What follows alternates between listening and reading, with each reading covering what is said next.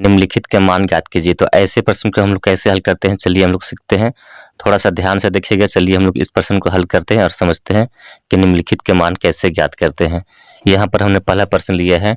यहाँ पर 5 से घात यहाँ पर 2 है। फिर यहाँ पर बी नंबर में है दिया है 11 के घात यहाँ पर 2 दिया है और सी नंबर में दिया है 8 के घात यहाँ पर 4 दिया है। तो ऐसे प्रश्न को हम लोग कैसे हल करते हैं, चलिए हम लोग इस प्रश्न को हल करते हैं और समझते हैं।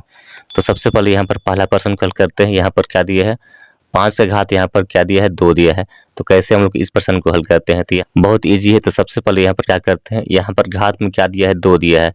तो यहाँ पर क्या करते हैं 5 को यहाँ पर 2 बार लिखते हैं और गुना करते हैं। तो हमारा क्या आ जाएगा, उत्तर आ जाता है। तो चलिए इसको हल करते हैं। यहाँ पर क्या करते हैं 5 को यहाँ पर 2 बार लिखते हैं, यानी यहाँ पर क्या करेंगे 5 गुना यहाँ पर 5 करते हैं। घात यहाँ पर क्या दिया है 2 दिया है, तो यहाँ पर 2 बार उतारेंगे।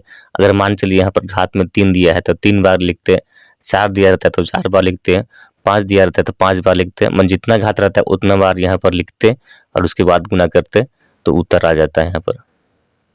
तो चलिए इसको हल करते हैं। तो यहाँ पर 5 गुना 5 करते हैं, कितना हो जाएगा 25 हो गया। तो यहाँ पर लिखना होगा 25। तो बहुत ही आसान है। तो इस तरह यहाँ पर उत्तर में क्या आ गया 25 आ गया। उसके बाद यहाँ पर देखिए बी नंबर को हल करते हैं। यहाँ पर बी नंबर में क्या दिया है 11 का घात यहाँ पर क्या दिया है 2 दिया है। तो कैसे इस प्रश्न को हल करते हैं, यहाँ पर घात में क्या दिया है 2 दिया है। तो यहाँ पर 2 बार लिखेंगे, यानी यहाँ पर क्या हो जाएगा, यहाँ पर हो जाएगा 11 गुने यहाँ पर 11 करेंगे। तो यहाँ पर गुना करेंगे तो 11 गुने 11 करते हैं, कितना होता है 121 होता है। तो यहाँ पर लिखना होगा 121।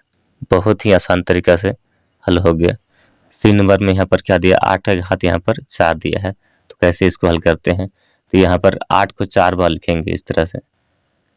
यहाँ पर लिखेंगे 8 गुनी 8 गुनी 8 गुनी 8, 4 बार लिख दिए। अब यहाँ पर गुना करना है 8 गुनी 8 गुनी 8 गुनी 8 गुना करेंगे। तो गुना करेंगे क्या मिलता है, गुना करते हैं तो यहाँ पर हो जाएगा 40 96 हो जाएगा। इस तरह से आगे हम कुछ और प्रश्न को हल करते हैं और समझते हैं कि निम्नलिखित के मान कैसे ज्ञात करते हैं। यहाँ पर डी नंबर हल करेंगे, फिर ई नंबर हल करेंगे, फिर एफ नंबर को हल करते हैं। यहाँ पर घात में 3 दिया है, यहाँ पर 5 दिया है, यहाँ पर 2 दिया है। तो कैसे हल करते हैं, चलिए हल करते हैं। तो डी नंबर में क्या दिया है 3 के घात यहाँ पर क्या दिया है 3 दिया है। डी नंबर में क्या दिया है 3 के घात यहाँ पर 3 दिया है।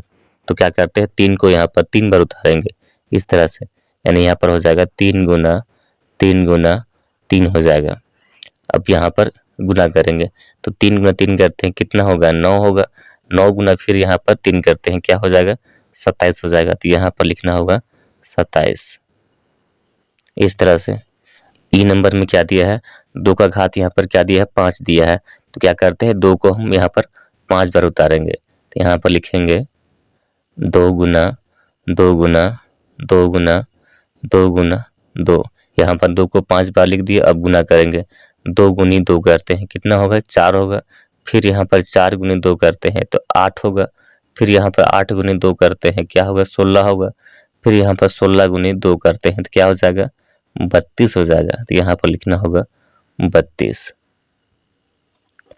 एक नंबर में क्या दिया है 10 का घात यहाँ पर 2 दिया है। तो कैसे हल करते हैं, तो यहाँ पर क्या करते हैं 10 को यहाँ पर 2 बार लिखेंगे इस तरह से। 10 गुनी 10 हो जाएगा, 2 बार लिख दिए। अब यहाँ पर गुना करते हैं तो 10 गुनी 10 करते कितना हो जाएगा 100 होगा। तो यहाँ पर लिखना होगा 100। इस तरह से अगर आपको वीडियो अच्छा लगा तो जरूर लाइक और सब्सक्राइब करें। धन्यवाद।